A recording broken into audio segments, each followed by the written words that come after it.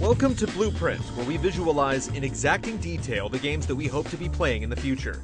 Whether we're talking about a recently announced game for which details are scant, or just letting our imaginations run wild with a concept all our own, we aim to cobble together a vivid picture using ideas from all over the gaming universe. In this episode of Blueprint, we're going to talk about Grand Theft Auto V. Let's face it, as far as officially sourced information goes, we don't have much to go on. Just like you, all we have is the trailer and the few scant tidbits of info revealed in the formal announcement. That said, by examining Rockstar's catalog and following some specific ideas to their logical conclusions, we feel that we can make some informed speculation as to where the series might go in the next installment. GTA V being an open-world game, our focus is naturally on the specifics of its sandbox environment. By reading a bit into the details that are floating around, we've arrived at what we think is a pretty interesting blueprint for Rockstar's vision of Southern California. Think of it as an educated guess and bold musing in equal parts. Without further ado,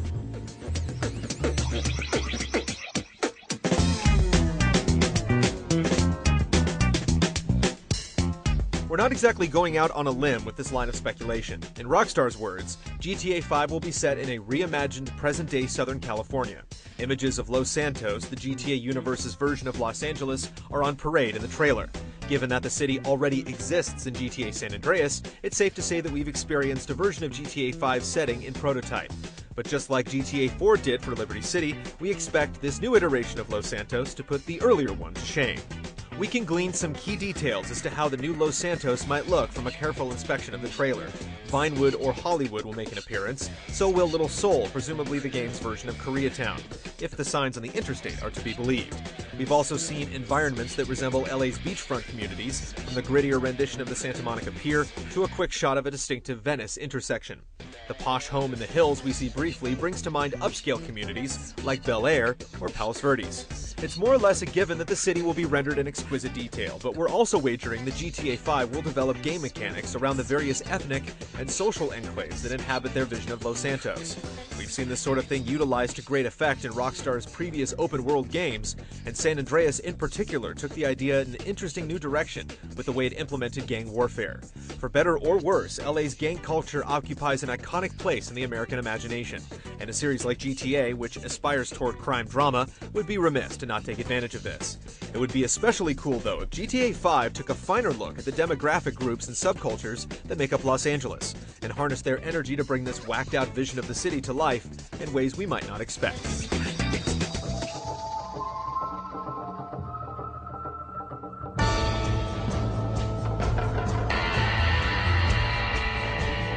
Rockstar made it pretty clear that GTA V won't take place in an exclusively urban environment when it says that the game, quote, heads to the city of Los Santos and surrounding hills, countryside, and beaches, and the largest and most ambitious game Rockstar has yet created. In the real-world version of Los Angeles, you can drive for 15 minutes, park your car, hike for 2 hours, and be smack dab in the middle of the wilderness, completely at the whim of the forces of nature with no cell phone reception. We're betting dollars to pesos that we'll be able to do something similar in Los Santos.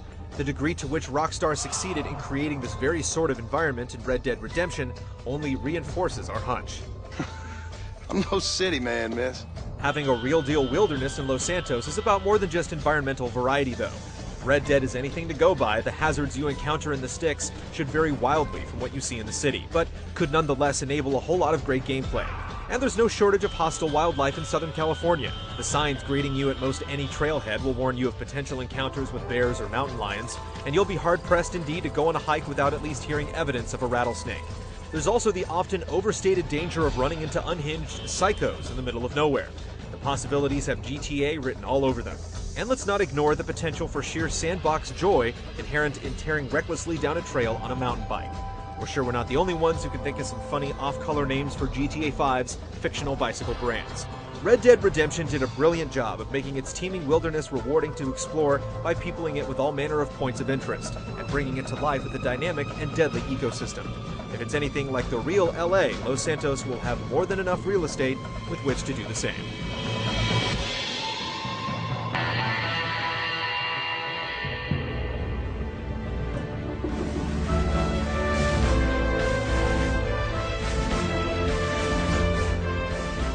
Red Dead Redemption is light on the survival elements. Outside of letting you harvest herbs and skin what wildlife you shoot, the game just doesn't go there.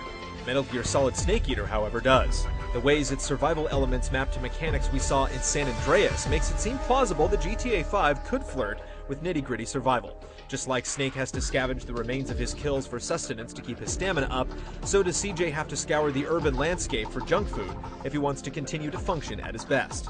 Snake Eater also enables some interesting game mechanics around coping with the actual effects of environmental hazards. While we're hesitant to prescribe a system as fiddly as the one that Snake Eater uses to simulate the various injuries and maladies that could befall you, there is nonetheless some cool gameplay that could emerge from creative use of the stuff you scavenge and harvest from the environment. Snake Eater also is really good at making the wilderness seem dangerous. With the series' penchant for comic violence, GTA 5 could have a field day with this sort of thing. We suspect you're just as hesitant as we are to see the kind of heavy simulation element we're hinting at here make its way into GTA 5. But it's also easy to imagine how these kinds of systems, done right, could make exploring the wilder parts of Los Santos just that much more interesting.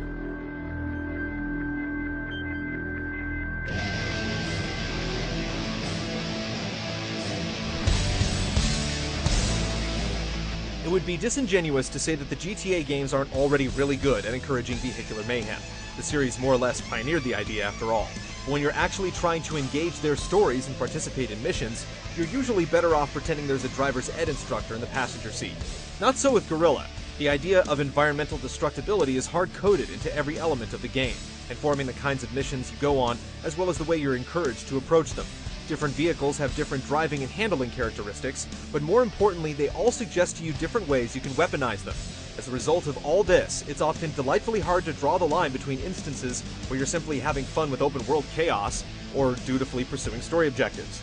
This level of wholesale destructibility would be a hard sell for GTA, but we're convinced that Rockstar can encourage us to be a good deal less inhibited when we're behind the wheel, while retaining the measure of believability that the series seems to value.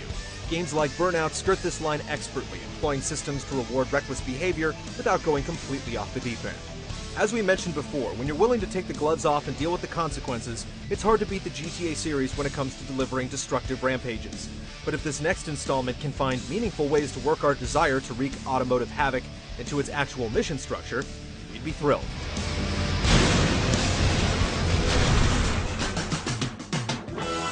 If Grand Theft Auto 5 is truly to be the most ambitious game Rockstar's ever made, then all this stuff is certainly within the realm of the possible.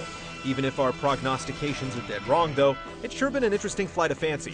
Rockstar's open-world games never lack for scope in any event, so even if the end product resembles what we've blueprinted here, we're certain we'll be surprised.